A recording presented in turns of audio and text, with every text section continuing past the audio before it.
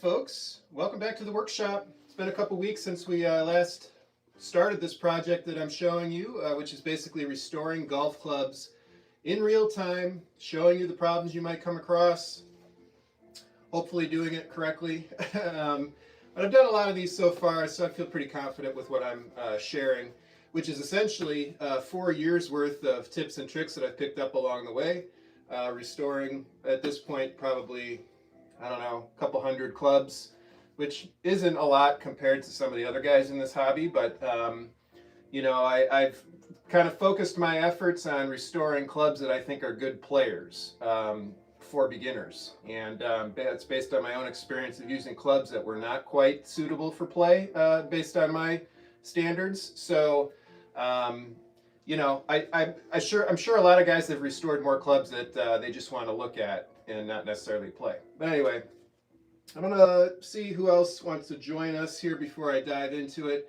I'm going to try to keep the iPad nearby, so if you have any questions about anything you see or want to ask a question about what I covered in the previous live stream, go ahead and put that in there, and then I'll try to refer to it and answer it.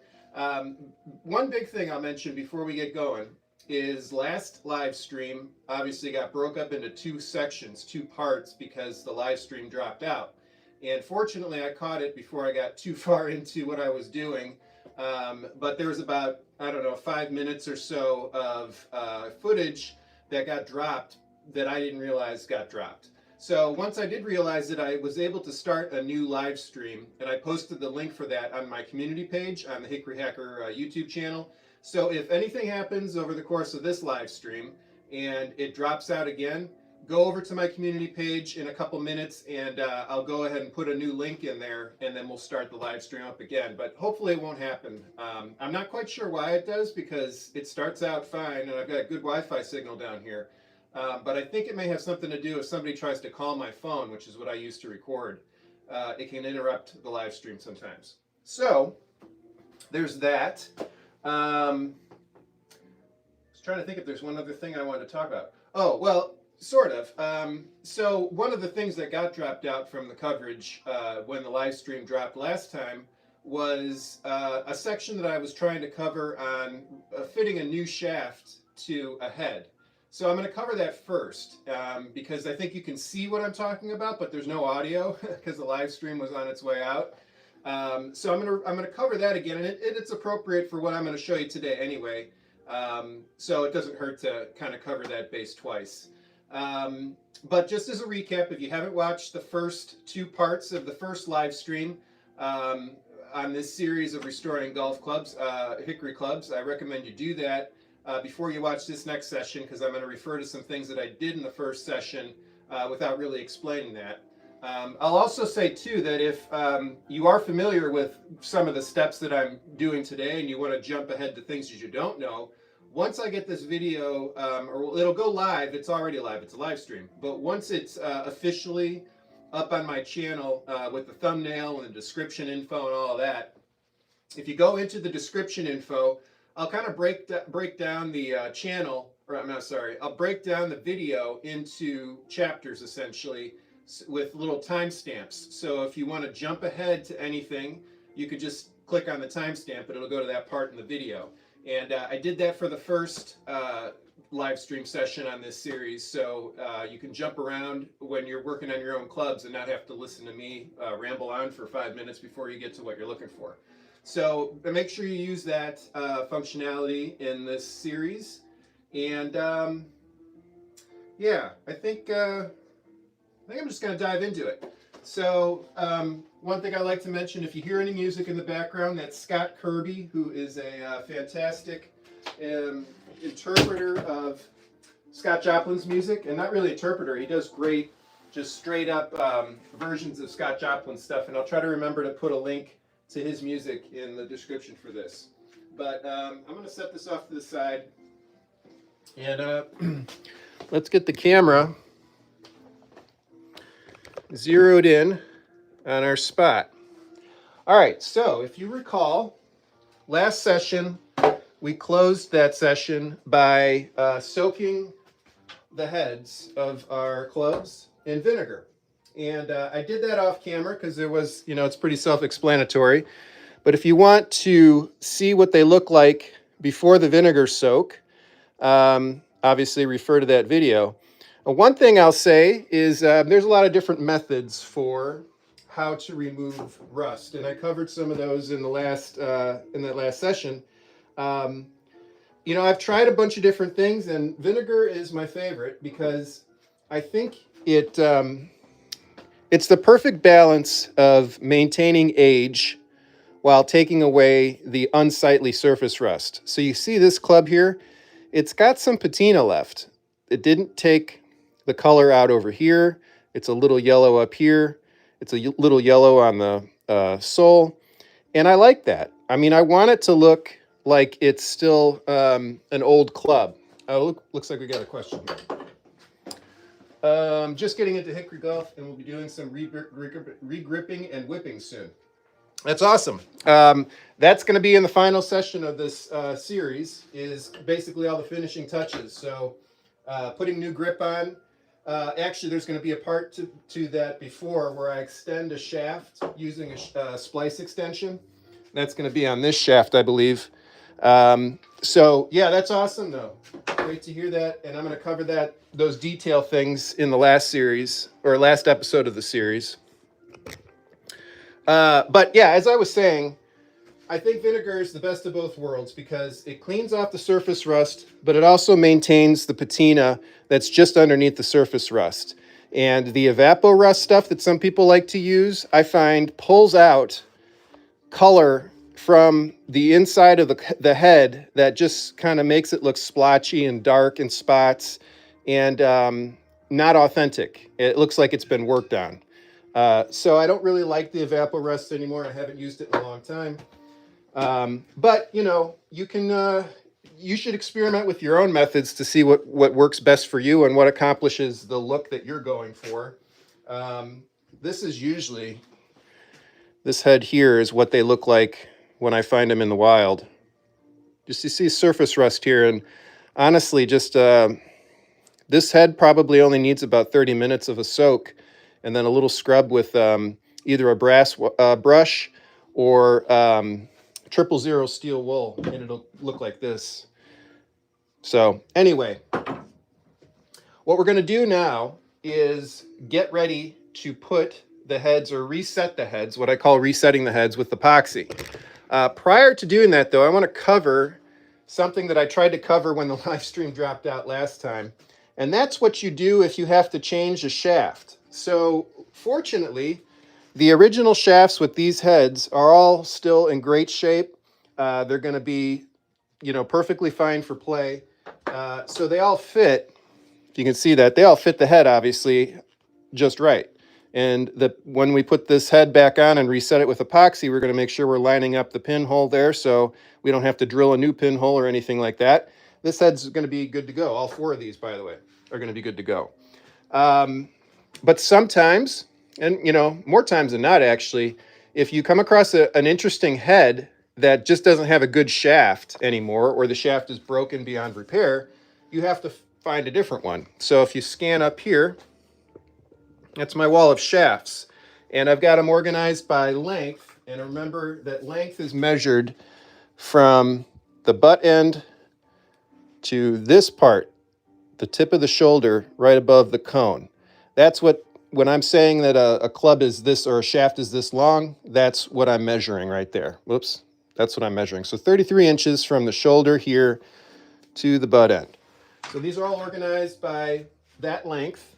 And what I'll do then, when I need to change a shaft, is, you know, I've got a pretty good idea of what length I'm looking for based on what the head is. So in this case, this is a mid-iron, and this is not going to be part of this set we're working on, but it's going to be the example I used to show you what I wanted to show you last time. We'll knock this off real quick. By the way, this is a cowhide mallet, and it's ideal for hitting heads off like that. I recommend getting one of those. All right, so say I had my original shaft that was broken. This is the head that I was working with. What I would do is basically just pull the length shaft that I think I need. So with this being a mid iron, I would be looking at shafts that are 33.5 to 35 inches in length, according to this. And then I would just test them. So, sorry, got to keep moving you around. I would just test to see how they fit. So, in this instance, yeah, it looks nice and clean right there. It's a nice meet up where the head meets the shoulder, but that's way too loose. There are some things you can do to tighten that up if this was the only shaft option you had, one of which would be wrapping some whipping thread around, and I would say maybe only 3 inches worth around the cone, and then that'll create more of a friction fit. And you still want to use epoxy when you put that, when you reset that, but that whipping will help create some friction. It's that was the traditional way of securing the head to the shaft back in the day. They didn't use epoxy, obviously, they didn't have it, but that often was enough, that friction fit, you know, and they were such good craftsmen that the cone would be just tight enough to fit in there and then make it snug, and then a little bit of whipping thread would keep it from popping off, and then obviously you'd put the pin in there as well. So when you open up an old club for the first time in 120 years or so, you'll often just find maybe a residue of pine tar, but mostly just some whipping thread, and that was a friction fit. So what I did with this head was I basically just sampled the lengths that I thought I would want for a mid iron until I found one that fit pretty good. Now, it's rare that you're going to find one that fits perfect right away. And by perfect, I mean everything's nice and snug. It goes to the shoulder. Maybe even the pinhole lines up. Sometimes, I think it's with Spalding clubs, I've run into more times than not that the pinholes will line up. But most of the time they don't. So there's something you should know about that. I have a shaft right here. And this was an example of something I learned the hard way. So the original pinhole is in that void somewhere. What I did was I had to replace the shaft, and I think this was a shaft replacement for a Stewart Mashie head. And so when I put this shaft in the Stewart Mashie head, the pinhole was really close to the old one, or to the old pinhole, but just far enough away that it created this void. Well, what that ended up doing was basically keeping the pin from being tight to anything in the cone, and the pin was able to slide back and forth in this, which led the head start to move up. It's surprising how important the pin actually is, even when you still use epoxy, because I had used epoxy to reset this, and it's possible that I used some older epoxy. I'll get into that in a little bit, but it's possible I used some older epoxy and it just wasn't that strong. And what I noticed, and this was in the middle of a round at Bethpage Black, so worst possible time, was that the head was starting to slip up and the pin was no longer keeping it in place because it had all this room to move. So you want to avoid situations when you're changing a shaft where you're drilling a new pinhole very close to the old one and you're creating a large hole. So that's the other criteria you got to keep in mind when you're doing these tests. In this particular instance, the old pinhole is way up here, and this one on the head is there. So you see that's not going to be an issue at all. I'm going to be able to get way below that original pinhole. But I've got this situation here. So I can't get it to, go any closer to the shoulder, and I obviously want it to. I want it to be as close to that as possible. So we have to do a little bit of shaving of the cone. The first thing you don't want to do is assume that the reason that's happening is because it's too tall and you just cut that part off. That was another mistake I made in the beginning, was thinking, oh, it must just be this part that's getting stuck, so if I cut this back, that'll help. Well, it doesn't help at all. And what you really want to do is take the 4-in-1 rasp that I'm going to show you here in a second and just slowly start at the tip. Make this a little bit more pointed, because you can see that's pretty wide. So if we make this more pointed, the first thing we hope will happen was that when we put the head on, that the cone will be, obviously more pointed up at this part, and we'll go deeper into the club, and then we'll be able to cinch it down a little bit. We'll see if that works. If that doesn't work, then we'll kind of work our way up to this section of the cone and take some material off with the file. or rasp rather, and just see how that fits. And we're going to do a lot of back and forth testing because it can easily go too far and then all of a sudden this is too loose. So right now it's very close. I've got probably 1/8 of an inch there that I have to try to get this tighter to the shoulder. And that's what we're going to work on right now. So I'm going to move this, get you zeroed in on that spot. Move these out of the way.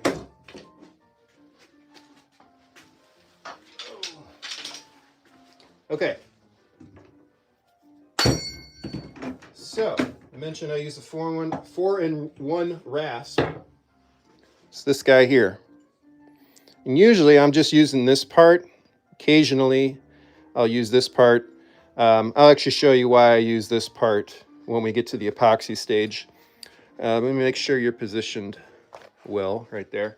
So, like I said, let's just start at the cone and let's make that, right now that's a pretty flat, kind of a plateau. Let's make that more of a pointed end.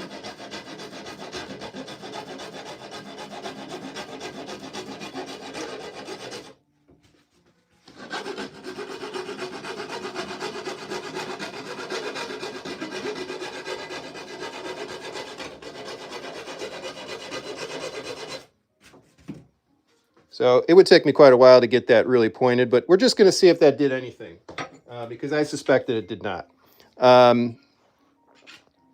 So if you remember where we were before, it hasn't budged. And granted, I didn't take a ton of material off up there, but I don't think that's where the cone is getting bound up. I think it's actually getting bound up in this area here. So I think I need to work on this spot all the way around with the rasp and then test it again. What I like to do is start, let me show you this too. So you remember when we took the heads off, we already had our measurements for what the specs were before we took the head off, and that piece of tape was back here to remind us what the back of the shaft is. So when we put the head on, this is the back of the shaft. So that's just a little reminder, for that. You could also make just a little mark with Sharpie on the back of the shaft right here on the cone to remind you. Whatever you need to do to just remember that the orientation of the shaft is a certain way. But anyhow, what I was going to say was, the way that I like to do this is just kind of start on my mat back here and just roll as I'm rasping until I get back around one rotation.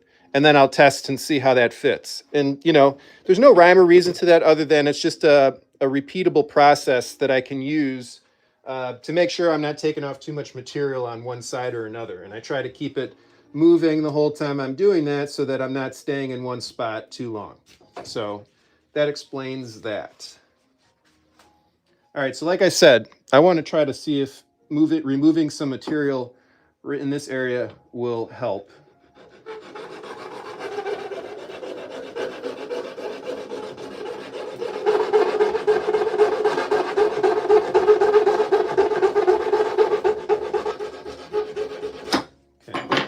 One time around. I think I need to go more than that, but we'll just test it real quick because it's good practice to, test after one go around.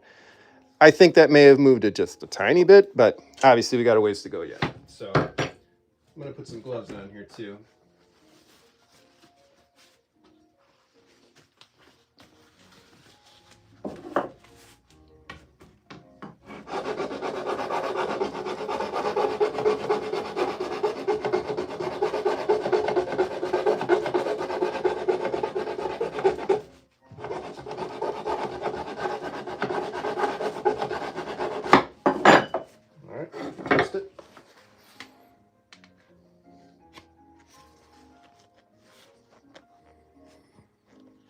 All right, so I'm not sure. So this is where, a lot of trial and error sort of helps. If you go slow here, you can start to feel where it binds up a little bit. And I think we need to work on the cone a little bit more. Sorry, you guys were off the camera. We're going to work on the cone a little bit more and try to get that more pointed. I'm going to come at it from an angle here so that I can really take off that flat end.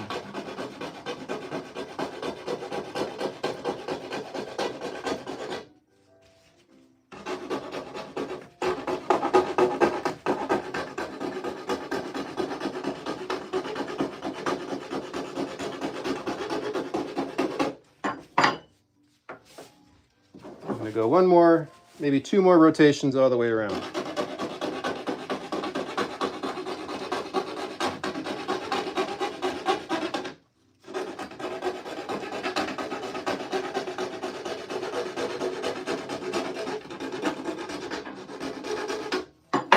Okay, so now we've got that way more pointed than when we started.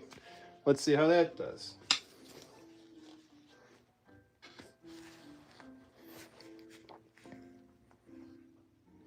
Yeah, looks the same. So we're going to test this real quick. Before I go any further removing material, I can already feel that it's not as snug as when we started doing this. So I'm definitely removing material enough to make it looser. I want to make sure I'm removing it in the right spots though. So I'm going to scoot you back here. This is kind of the technique that I use. It's pretty primitive, but you got the club up in your hand like this. This is how I, test or set the shaft. So you saw that almost got us to where we need to be. So that's the other thing you want to do. Once you start removing some material, don't just trust you're trying to make it snug by hand. Pound it on the ground a couple times. Let's do one more and see what happens.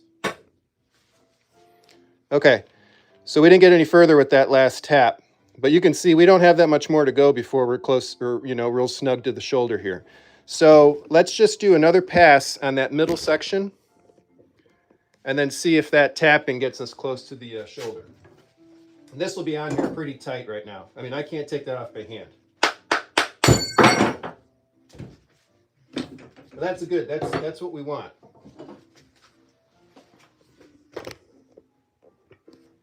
All right. Yeah, I'll do one more pass around the middle section and see if that. Well, I'm going to think about this before I do this because it did seem like we made a little bit more progress by taking some off the end. Let's do that. Let's try to make this a little bit even more pointed.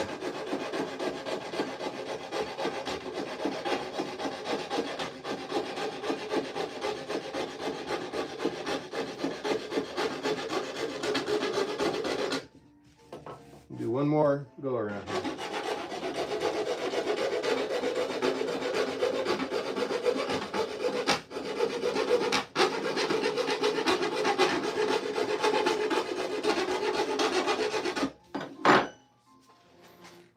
Okay, so we've got a nice point there.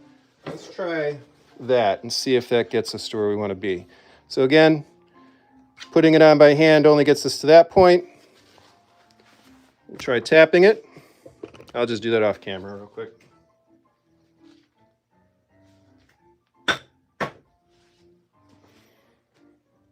All right.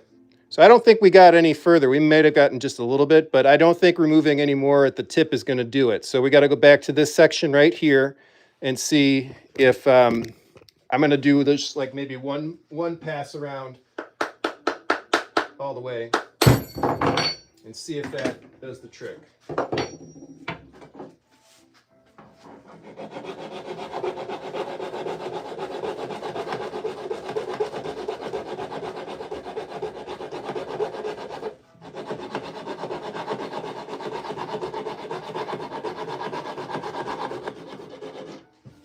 Okay, see if that did it.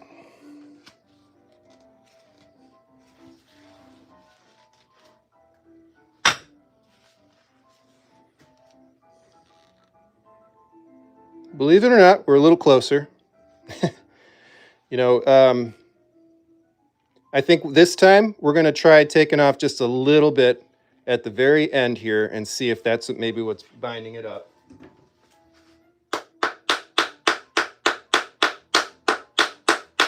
mean, it's definitely on there pretty tight.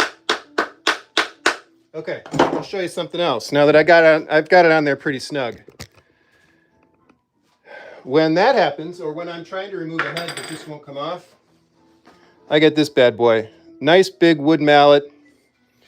And what I'm going to do is bang on it and just bounce it off in my rubber mat down here instead of bouncing it off the table. There. So that's another little trick if you've got a stubborn head. I mean, it's good that it's that snug. We just need it to be a little bit closer to the shoulder, mostly for aesthetic purposes. You know, it's just not good practice to leave the cone exposed like that. It's ugly. All right, so like I said, we're going to work on this section. This is the only part of the cone we really haven't touched. We haven't done much here, and we haven't done anything at the very end by the shoulder. So we're just going to do that.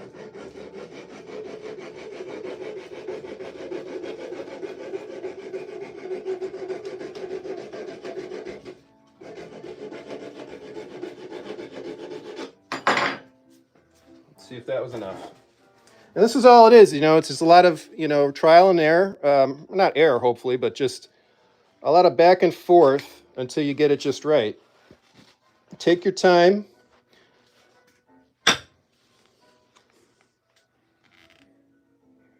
That's really close. We can do better than that, though.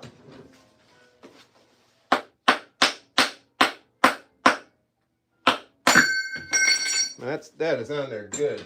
Just need it to be a little closer.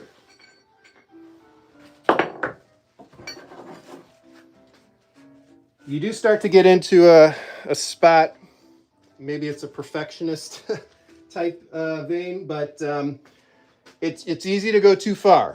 And so what I don't want to do is get so caught up in trying to get it as close to the shoulder as possible that I take too much off, and then all of a sudden it's not tight the way it needs to be anymore.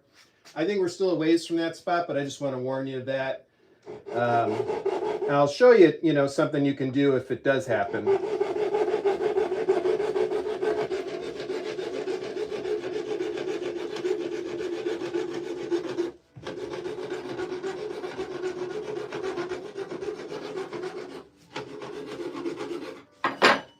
All right. Hopefully that's it. Okay, that's as far as we can get it by hand. I'm going to tap it.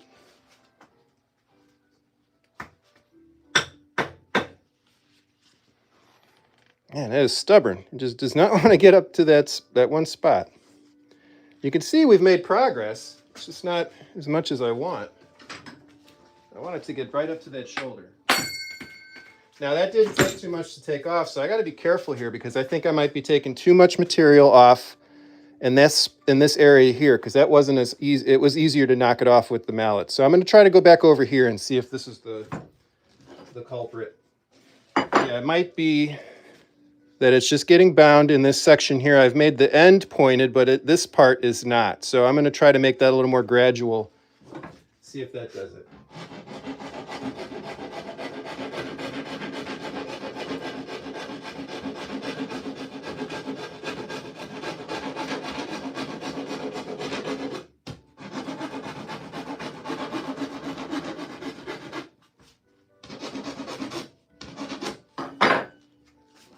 Okay, so we took off a little bit of that. Now it's a more gradual point. Let's see if that does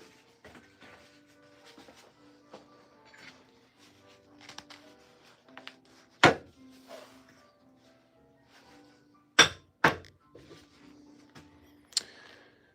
Well, we're almost there. I think that did make a difference.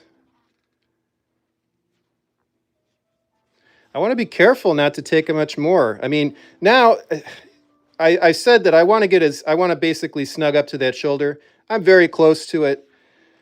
I think I can still get it closer, but if you're concerned about, you know, taking off too much material, you could probably stop at that point. You know, ideally, obviously you want that to be a tight,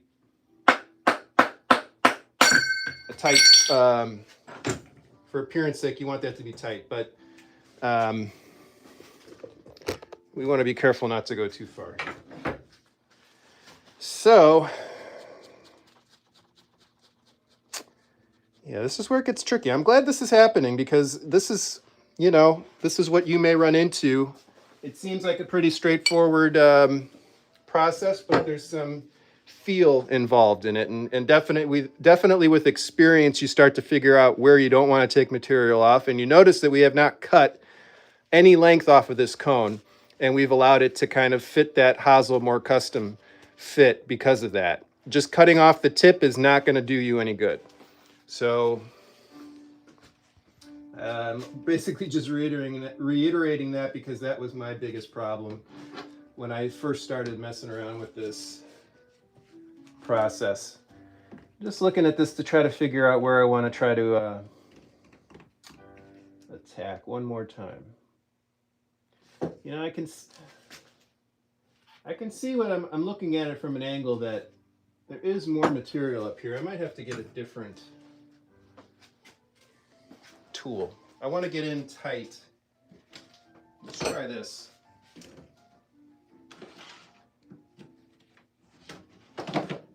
Okay, we're going to try this tool. This is a modeler's rasp. This is what I use to kind of shape tight spots on my long nose clubs, my Wolf long nose clubs.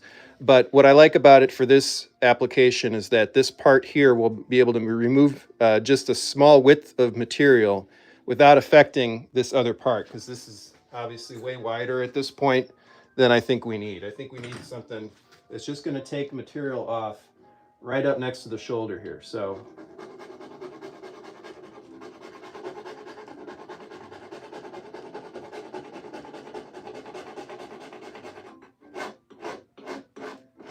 actually was using that incorrectly. Don't use, you don't want to go like this. That's not the way to use this. This is more of a one direction.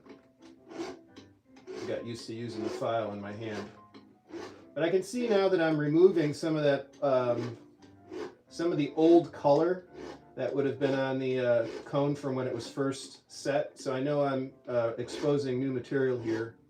And for the sake of what we're trying to do, I'm removing material.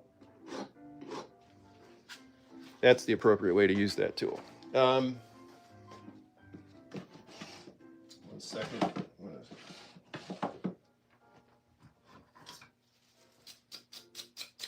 Make sure I take care of that before I put it away. Okay. Well, I'll leave it out. I might need to use it again. Let's test fit, see where we're at.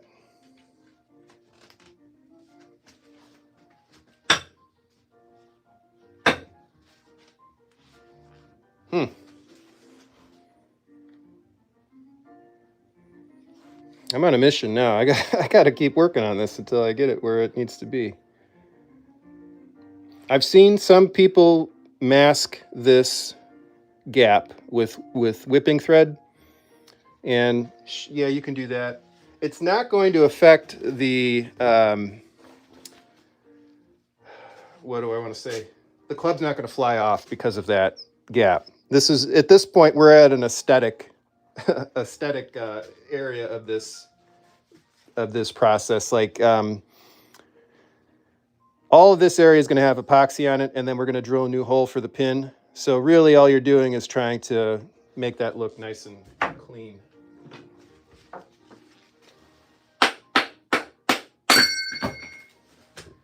But yeah, I mean, this is the process. So, I mean, I guess it should be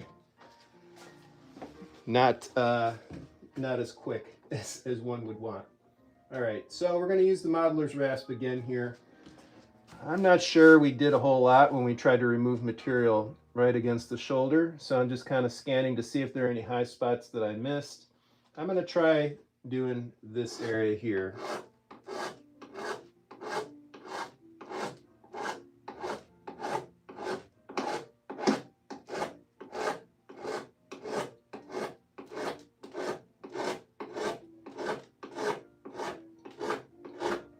Now hopefully it won't happen here, but I mentioned what we can do if we did take off too much material. And one thing you need to know about the epoxy is that while it's you know, basically like a gel when you apply it, it does have a little bit of thickness to it that's going to create a bit of a friction fit just by putting it on the cone. So that will help make it tighter, obviously. And then, like I mentioned earlier, just maybe that much, like 2 inches. Well, that's more than 2 inches. Like I would do probably 2 inches to start, just a 2-inch section of whipping thread. And I'll just show you what I would do now that I'm talking about it. You're going to have the epoxy on the cone, so it's going to be obviously sticky. And what I would do is just kind of wrap it like that. You're not seeing any of that, sorry. So just kind of wrap it around. When it's got epoxy on the cone, it's going to stick better.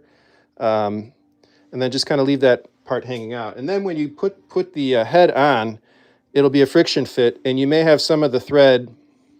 You know, sometimes the whipping thread will move when you're putting it on the cone and it'll be sticking out, and then I just trim it off at the bottom. But that's, you know, hopefully you won't have to do that. Okay, where'd my head go? Here it is.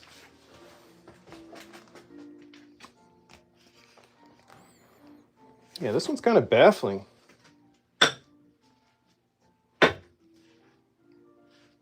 Oh, we are so close. I mean, you might look at that and say, I don't think we can get any closer. I'm looking at that and saying that. I feel like every time we do something, though, we're making progress. It's just very incremental.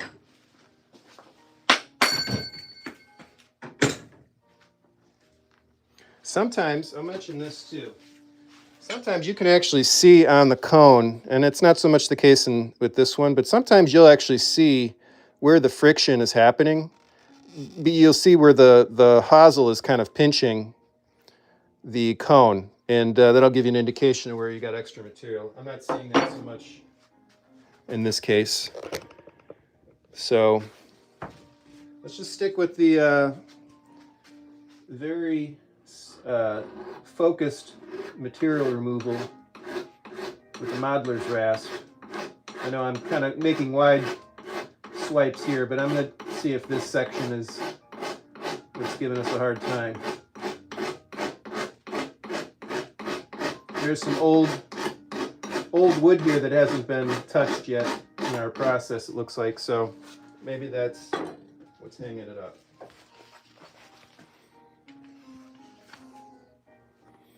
Well, I thought this was going to be a quick video, but of course, we're in my shop, so the unexpected will happen.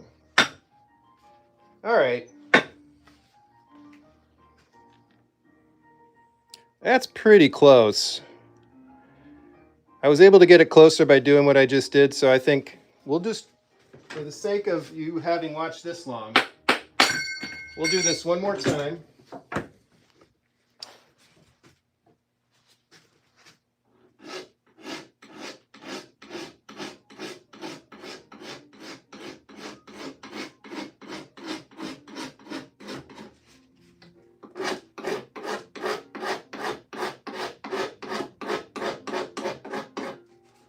I see a little bit of a high spot right here.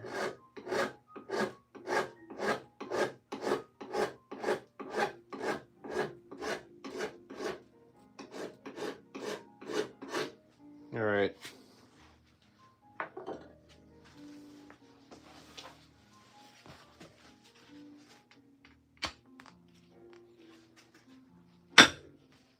There we go.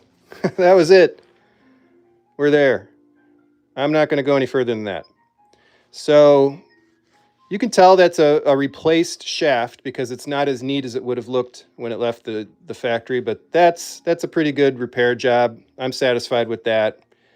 So that club is ready now to be reset. I got to do other stuff to this club, so I'm actually going to set it aside. Actually, no, this will be a good opportunity. No, I can't do this yet. I can't do that with this club. What I will show you, if we were ready to reset this head, because I still need to give this a vinegar soak. Yeah, I was thinking maybe I just reset it now, but I want to give it a vinegar soak. What I will show you, though, is what we need to do if, well, obviously we need to re-drill the head. I'm sorry, the pin. I'm interrupting myself and losing my train of thought.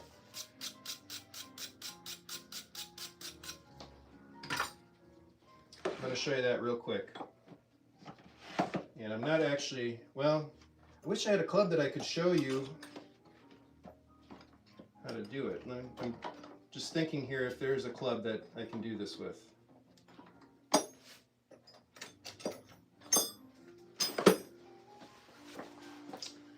Let me think. I'm looking around behind here. It doesn't have to even be anything important.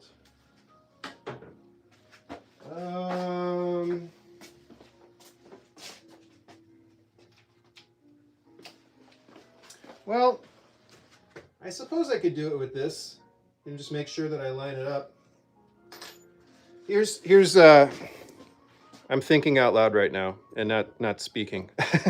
Okay, the situation I want to show you is I want to show you how to drill out a new pinhole.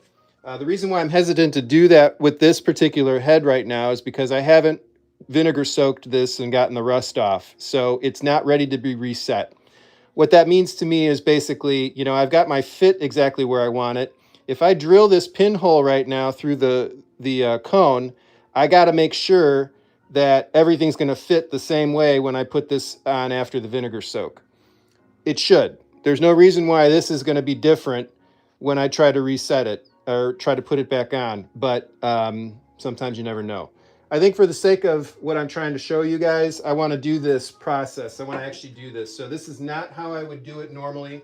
Like I said, I would wait until this is ready to be reset with epoxy, but I don't have another club in this particular state that needs a new pinhole right now because the 4 clubs that we're working on all have their original shafts. So I'm just going to go ahead and show you how I do this. And we're going to hope that nothing goes wrong. The other benefit to waiting to do this until after you've done the pin or the epoxy reset is it won't move on you at all when you start drilling through the pinhole. But that's what we're going to do is 1/8 inch drill bit. I use a drill. If you want to be authentic, you could use a egg beater drill, you know, but you know, for ease, I do this. And what we're going to do before I do it is we're going to drill as obviously as straight as we can through the pinhole into the cone.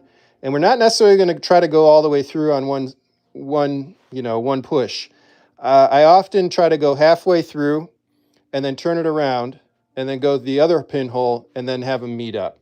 It doesn't really do you much good to try to do it all the way through at once because then you can often be offline and you'll hit the wall on the other side and then you've got a bad pinhole.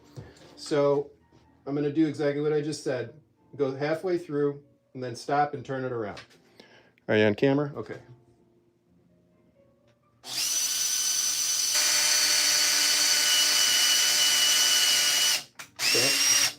I don't think I quite went halfway, but I think that'll be good enough. There we go.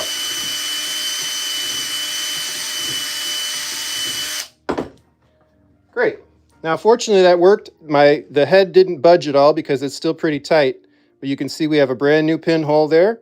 And now that's ready to receive the brass rod once this head is vinegar soaked and rust removed, and then we get it back on the shaft how we want.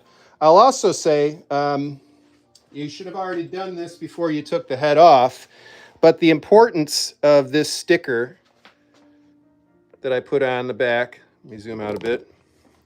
The importance of this sticker for me is it's a quick visual cue to tell me that the shaft is in the proper orientation. Not just that this is the back of the shaft going into the head, but also that the grain lines of the shaft are perpendicular to the face. So I don't know if you can pick it up, but you want the grain lines running this way across. There's some serrations going on here, so it's kind of hard to see it. But you want your grain lines going this way, so perpendicular to the face. That's the appropriate orientation of a shaft on a head. Sometimes you'll see them where the grain lines are parallel to the face, and you know, they obviously survived, but that's not correct. So if you have to replace that shaft or whatever, I recommend doing it the right way.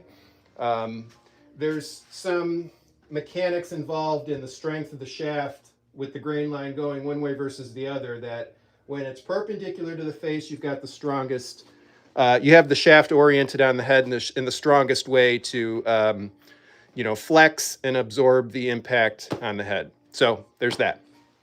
Okay, so I'm going to set this aside now because we need to do different work with that than we do the clubs that we started working on in the last session. But these are the 4 from the starter set that we're going to work on. I got the putter over here as well.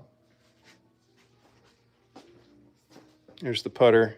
You'll remember this is the one that had the aluminum pin. I hate aluminum pins. Don't get me started on aluminum pins again. But that's why I use brass. I actually have steel up here, and I haven't tried it yet, but steel is obviously way harder than brass. If you're trying to replace the pin on a head and you want it to look as authentic as possible, steel is the closest you're going to get. I'll just grab it here to show you. That's steel rod. It's obviously a lot harder to work with as far as ease of cut, ease of filing, all of that stuff compared to bronze. I'm sorry, bronze, brass. The brass is a little bit harder to work with than the aluminum. So obviously people like the aluminum because it's easy to cut, easy to file, and it makes that part of the job really quick. But if you watched the previous live stream, you saw that I had to take this drill to drill out a very soft pin made of aluminum. So that's the downside to aluminum. That's why I don't use it. But what we need to do is, I've already got the heads basically on here. These are the original shafts, so everything's going to line up once I tap it on the ground and get it close. But I don't need to do that right now. What I need to do is get my epoxy prepped and loosen these heads up a little bit so that they're easy to take off when I've got the epoxy ready to go. So what I do, again, make sure you're putting the head on, proper orientation. I just kind of loosely place it there. I'm not trying to make it tight right now because I need to be able to take it off fast and apply the epoxy. Then I set it up on the cradle. These. Same thing. I'm just getting them ready for the epoxy. The reason I'm doing this is because you don't have a ton of time if you use the same epoxy that I like to use, and that's Gorilla brand. You've got probably 4 minutes before it really starts to coagulate on you and set up to a degree where you can't use it. Where'd the putter go? There we go. Gonna do the putter while we're at it. Okay. No more room there. All right. Now let's talk about epoxy. So yeah, like I mentioned, I like using this stuff. This is Gorilla brand. You can get it from the hardware store or your big box hardware store for, I think, $7 or $8. I can usually get, I'll say probably 12 to 16 clubs done with one container of this. I mentioned earlier that the Tom Stewart head that was part of this shaft that had the wide pinhole, I said I used some old epoxy. What I mean by that is once you open up this container, it's obviously got a cap on it so that you can keep it from drying out, but it starts to, you know, deteriorate as it's exposed to air, even if it's just a little bit of air after you've opened it up. So what I have found is that if I have an older bottle of this that's halfway done and I just need to do a quick club, and I do that club, there's a tendency for that particular club to be a weaker epoxy connection. And I actually had a client, Martin, whom I played with last week, and he mentioned to me that one of the clubs that I reset for him last year came loose on the course. It didn't fly off or anything, but the head started to obviously be noticeably looser. And I think what probably happened there is I used some older epoxy when I reset that club. So this has probably been opened 3 weeks ago. Probably too old. I won't say it's too old to work, but I'm not going to use this on any of the clubs that I'm selling. I'll use it on one of the clubs that I'm using personally, because if it gets loose on me, that's no big deal. But I don't want it to be an issue for anybody who buys the club. So I'm opening up a brand new bottle for whenever I'm working on clubs that I know I'm going to sell. And that's the case with these guys. So that's that. Let me get some gloves on. This stuff is super sticky, so I don't like. I have to wear gloves because otherwise it's getting all over. And it's like the scene in Christmas Vacation when he's got the tree sap all over his hands. Okay, I have to get this guy. So what I like to use to apply it, they give you a plastic applicator, but I just like using these smaller popsicle sticks. And this is good for stirring and then applying it onto the cone. Let's zoom you in so you can really see what I'm doing here.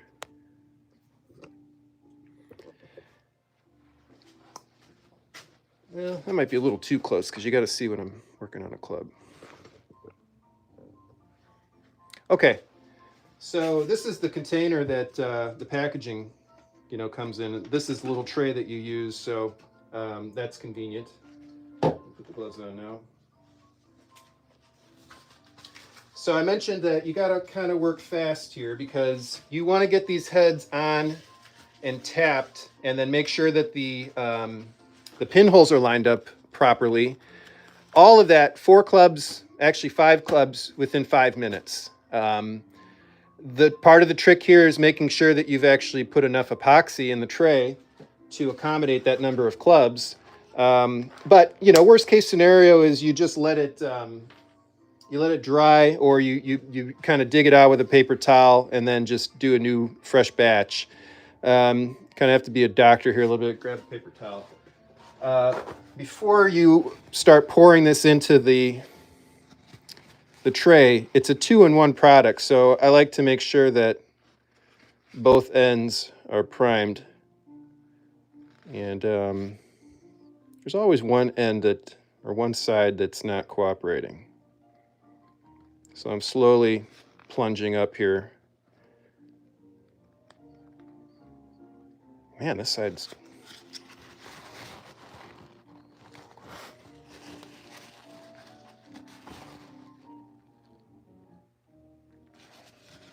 There's a lot of air on that one side.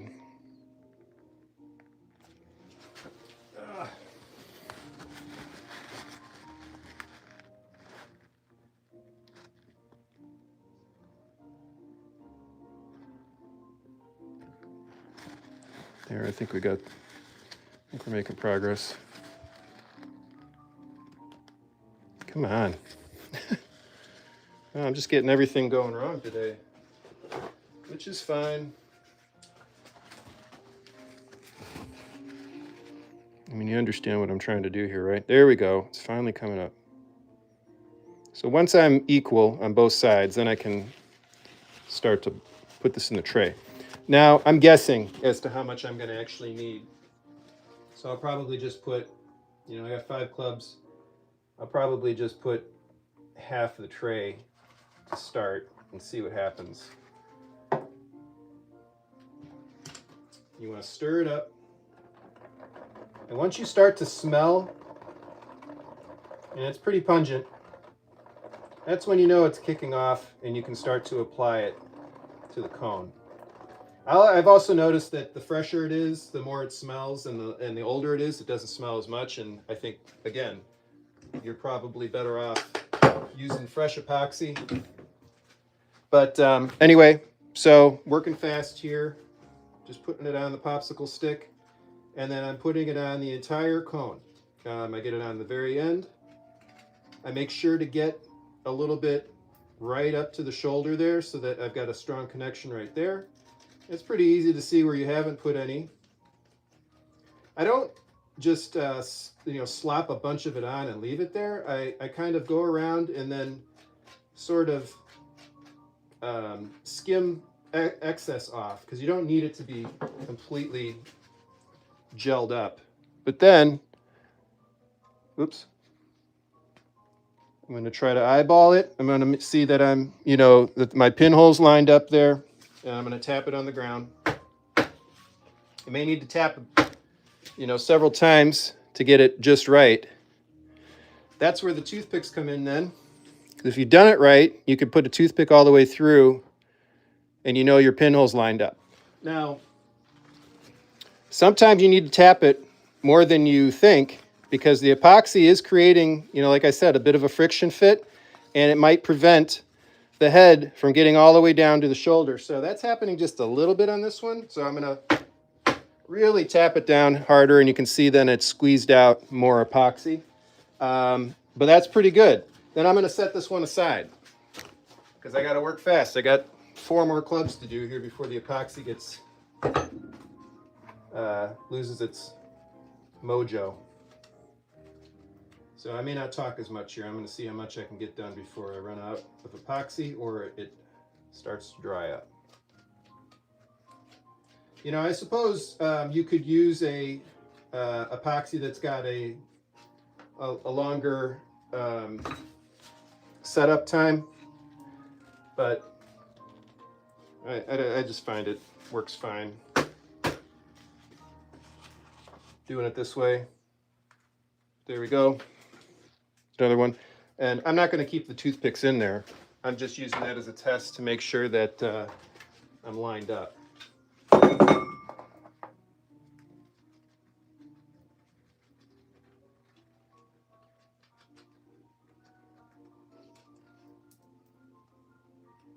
And then when I've got all the heads on, I'll go back and kind of use a paper towel to clean up any excess so it doesn't dry on the shaft. But if it does, you can just use 000 steel wool to clean it up, and I'll show you that in the finishing process.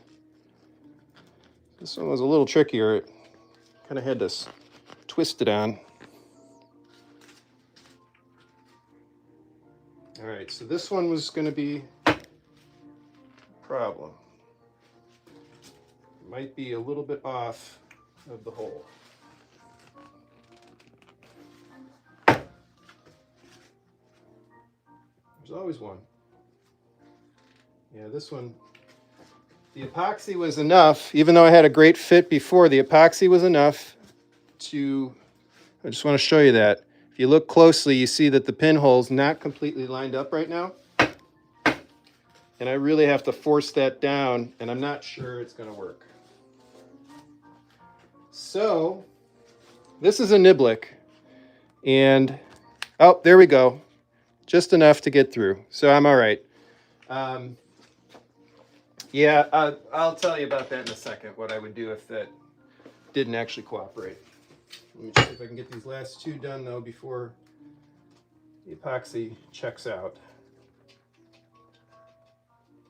You can tell the epoxy's starting to lose some of its, you know, that it's starting to set because it's a little bit harder to get on. It's a little bit more gel-like. And yeah, that's when you want to make sure that you're pretty much at the end of whatever you're doing, because if you try to put it on this way, it's probably not going to work very well.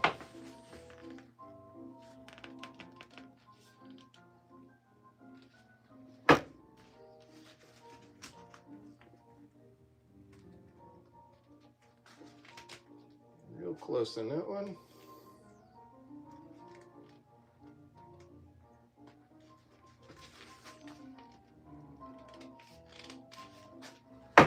Sometimes you'll get little pieces of debris in there that make it seem like you didn't get the hole lined up. That's definitely not lined up though.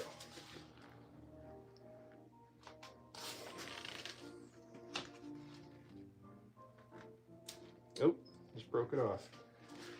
Hey, come on. All right.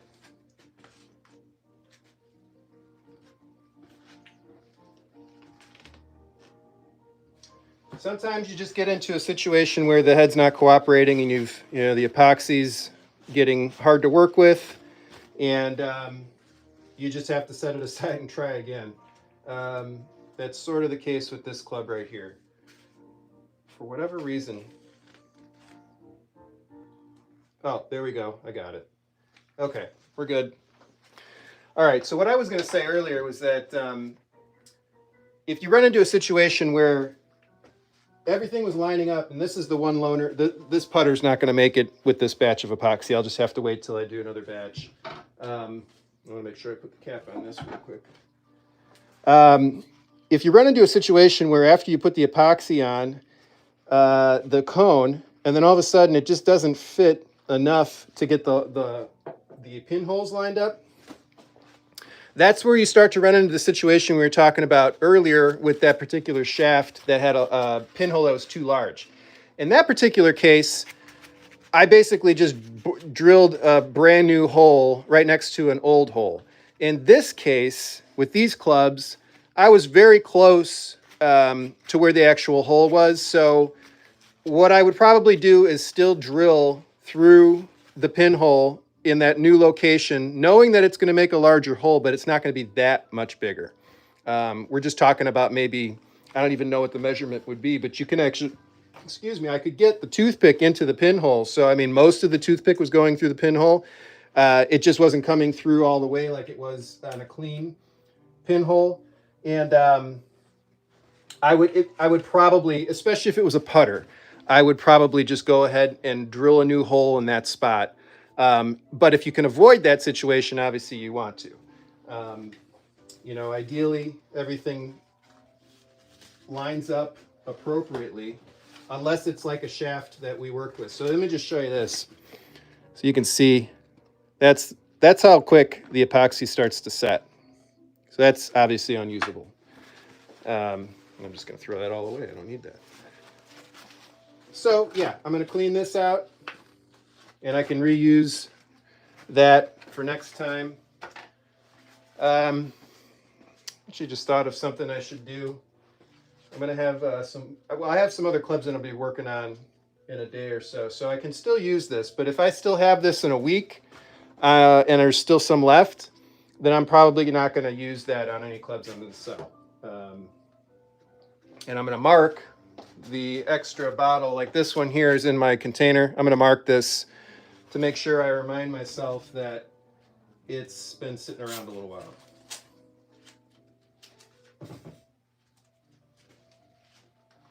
All right. So there's that. Now, we need to move on to the pin stage. Trying to think if I have a good example of a club I want to work on for that. Usually what I like to do is let the heads that I've just reset with epoxy sit for a while, and you know, usually overnight. You don't probably need to wait that long, but I like to just wait overnight and then come back the next day to do the pinning process. So let me look around and see if I can find a head or a club that is in a position to be, yeah, here we go. All right, so I got a putter here. I'm gonna put a pin on that.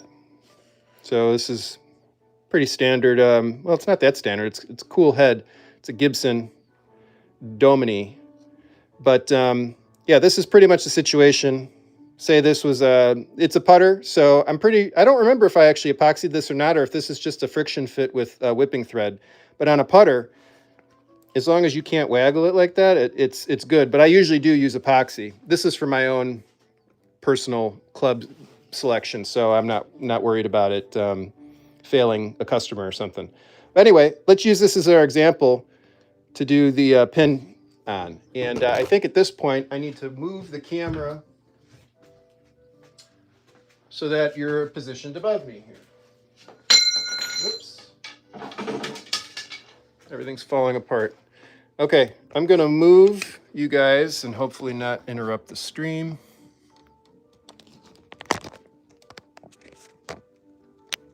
All right, that's pretty good.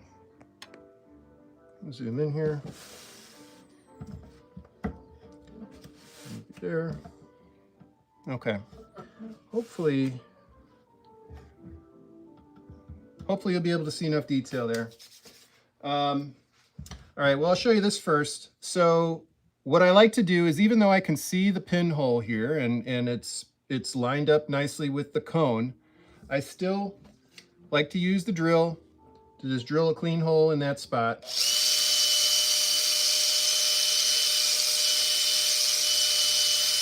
That just makes sure that in the case of the clubs that we just reset, that's going to be essential because you have to pop out the epoxy that's going to be blocking those holes. But then it also cleans out any extra debris and makes it a nice clean entry for the brass rod, which we've got right here.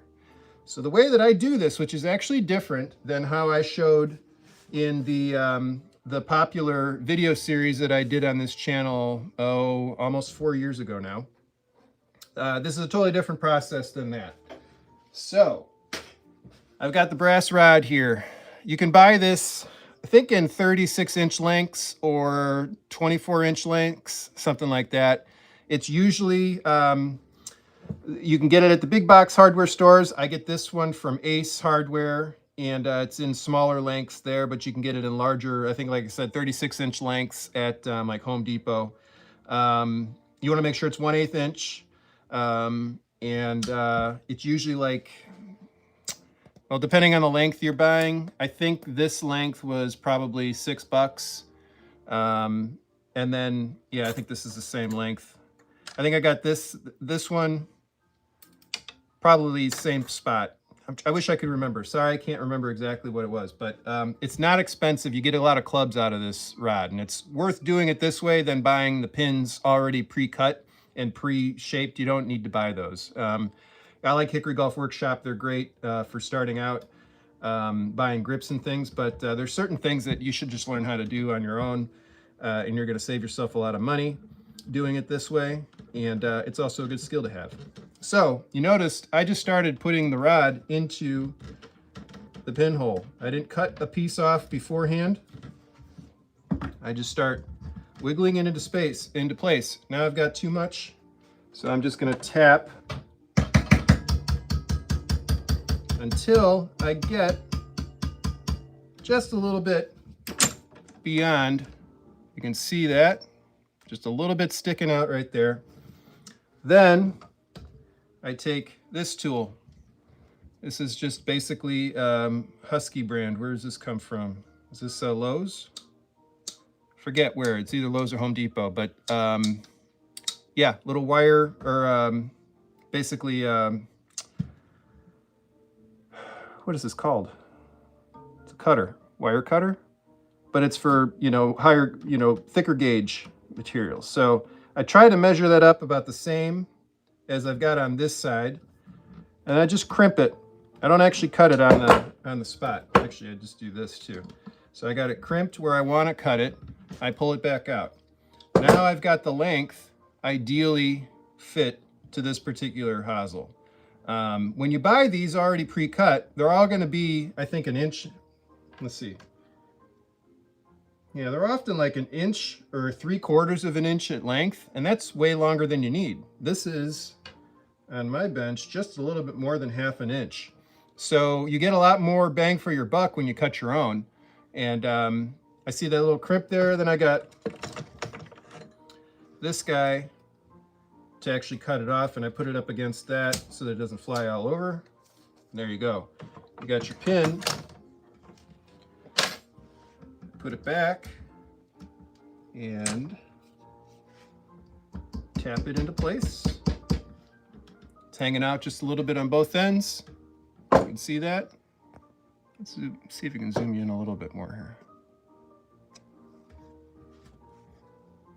Yeah, well, hopefully that's in focus. I can't tell. Yeah, it's kind of hard working it.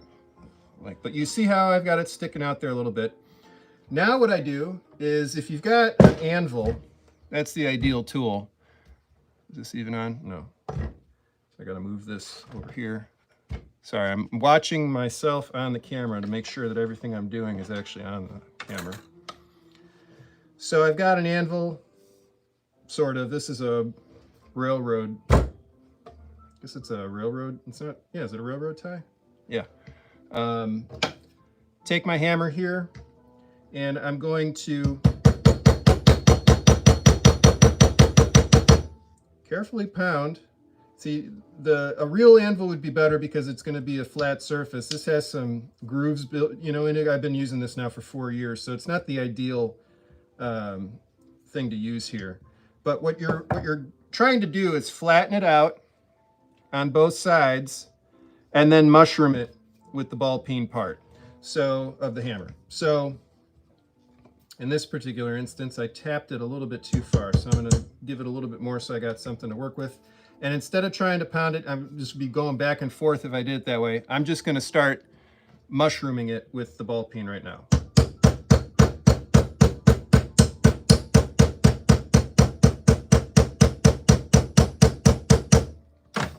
So you want to make that, when you're doing that, you want to try to keep it tight to the anvil or whatever it is you're using so that you don't end up, you know, pushing out on the other side. But I've got a little bit now on this end, so I can mushroom that.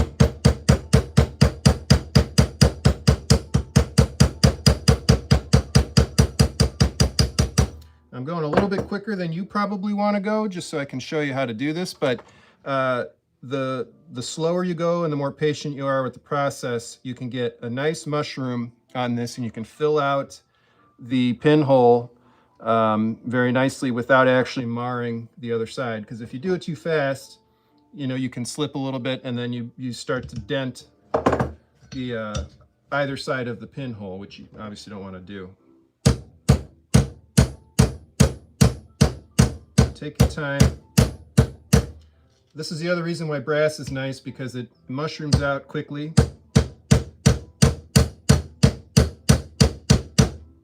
Okay, that's about as far as I'm going to go with the hammer. Now I'm going to switch over to a file. And I've got a couple different things that I've experimented with over the years, and I'm going to show you what works best for me right now. It doesn't look like it's in focus to me. I'm going to move this back a little bit.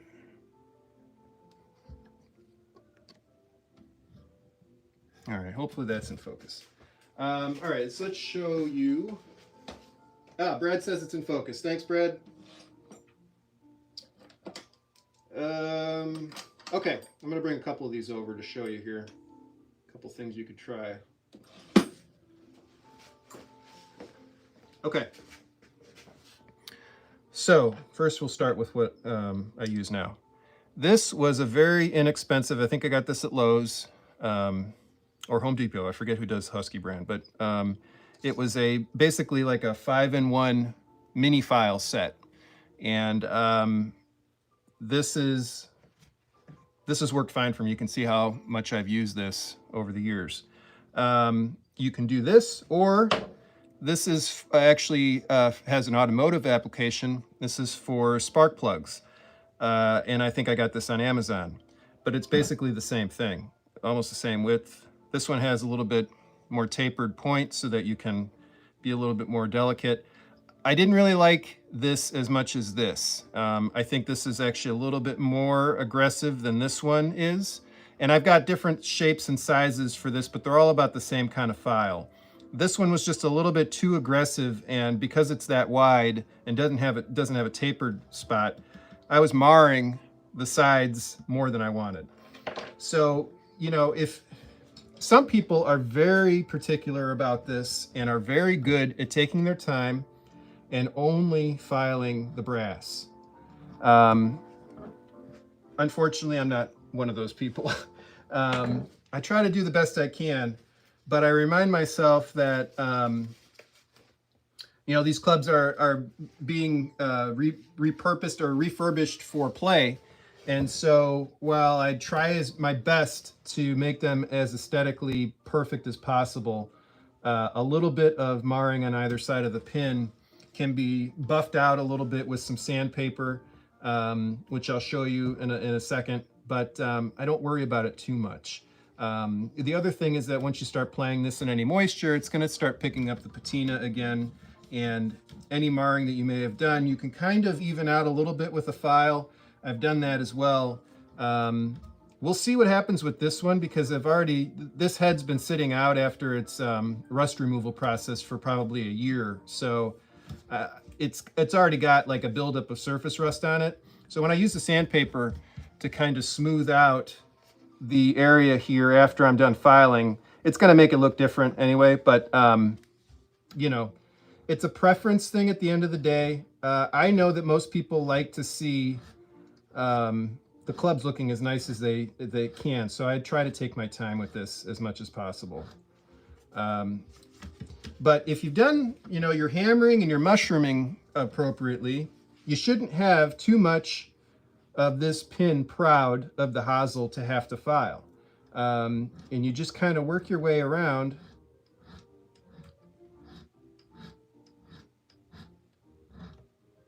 You know, the smaller the width of your file, the more particular you can get without worrying about touching the hosel. But I met a guy down in Florida who probably said, I think he spent like 45 minutes on each side. And it was perfect. It was absolutely stunning. I mean, it looked like a machine had done it. But it also took him an hour and a half to do it that way. So if you've got the patience, by all means do it. Take your time, make it as perfect as you want. But I try to find a happy medium.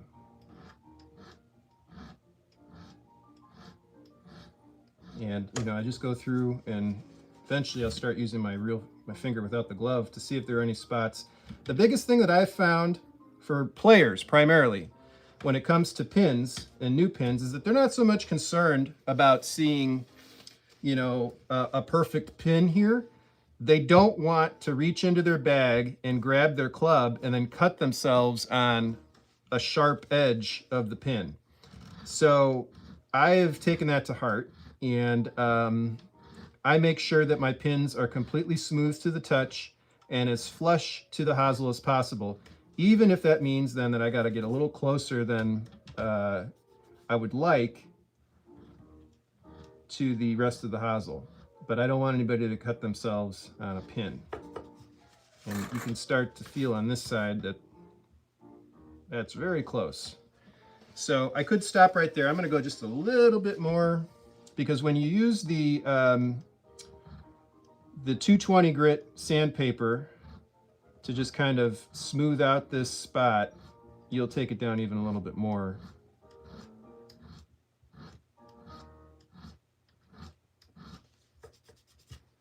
That's pretty good. Then I'll just go to the other side, do the same thing. This one's a little bit more proud, so I'll have to work on it a little bit more. And this is, again, where brass really excels as a pin material. I mean, aluminum obviously would be very quick to work with as well, but we've already talked about why aluminum sucks. So brass, again, works quickly. It's also, you know, easy to find because it stands out. Sometimes people don't like that. You know, again, though, the circle of people that I run in and that I make clubs for, they're making these clubs to play them. So that's the priority. It's not to hang up a perfectly restored or preserved example of a club. You know, if you've got a club like that, you're probably not playing it. So with the criteria being that somebody wants to play this club, that's what drives the decision making on the balance between aesthetics and functionality. You know, this pin's already functional as it is right now. I can make it look a little bit more aesthetically pleasing. I can make it smoother so that it doesn't cut somebody, but it's obviously never going to blend into the color of the hosel. If you want to do that, then steel is the option, and then you can take as long as you want trying to do that. But you know, I'm trying to get these clubs out on the course for somebody to use, hopefully before the end of the season. And that's the criteria that I use. So we're getting closer.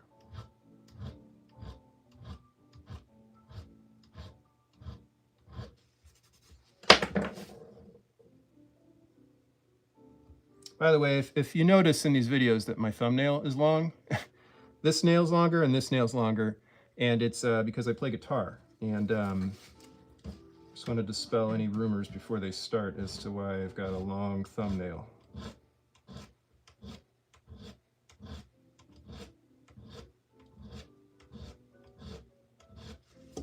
kind of self-conscious of it though when I haven't explained myself to somebody. Okay, that's pretty good. So now, like I said, this doesn't have the number on it, but I know it's 220. So I'm gonna, if you can see, I don't know if you can tell, there's some spots where it's a little shinier than others, and that's where the file got onto the hosel. I try to take the slimmest part of the sandpaper as possible because I don't need to just rough up this or try to smooth up this entire spot. I'm just trying to focus this on the pin itself, and inevitably it's going to clean up the area around it as well. But you just do that on both sides, and in this particular club's case, it's going to take off some of the surface rust.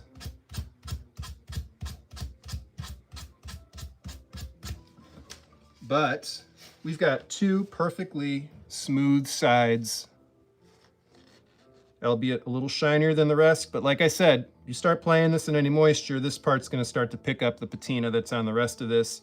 If it really bothers you and you can't stand it, what you can do is prop this up in a container. I think I showed this in the rust removal section of the live stream. You prop this up standing up, put the line of vinegar up to the nicking on the hosel, and you'll be able to remove that rust again. This probably wouldn't need more than maybe 10-15 minutes in a soak. And then you'll be able to scrub it with the 000 steel wool and get it to be consistent again without getting the shaft wet, obviously. But I'm not going to do that because it doesn't bother me. So that's how you do the repinning. And I think at that point, or at this point, I've covered what I wanted to cover in this particular session. Let me put the camera back on the tripod. And I think we made it through without actually losing the stream, which is awesome. Let me move you back here and I'll take my seat again. Sorry. Let's get back over on camera. Oh, I can zoom out a little bit. There we go. Okay. All right, so that's that. That pretty much went how I'd hoped it would. Ran into a couple situations trying to fit that shaft, but I'm happy that happened because that's often going to be the case. It's pretty rare that you come across a new shaft or a different shaft that fits perfectly without having to modify it somehow. While we're on the topic of shafts, I often get asked about brand new shafts. And I've said this in different venues on this channel. I'll say it again here. My preference is to use authentic shafts. And what I like to do is, I don't try to dissuade people from buying the brand new shafts, the Hickory shafts that they can get from Tadmore or Louisville Golf. Sometimes it's the best option because you need a shaft that's longer and you just want to, get it done, and you don't want to have to look for an authentic shaft of the length you need. But what I try to encourage people to do is when you go to an antique store or flea market and you come across mid-irons especially, and then after that mashies. If you come across either of those clubs and the shaft looks like it's still the original length and hasn't been cut down, then most likely there's the length of the shaft, and I showed you earlier how I measure the shafts. If the length is about 33 inches or longer, it's a good candidate for repurposing into a different club. You can always cut down an end if you needed to make it for a mashie niblick or a niblick, but obviously it's a little bit more work if you have a shorter shaft and you need to make it longer. I'm going to show you how to do that in the next session of this series.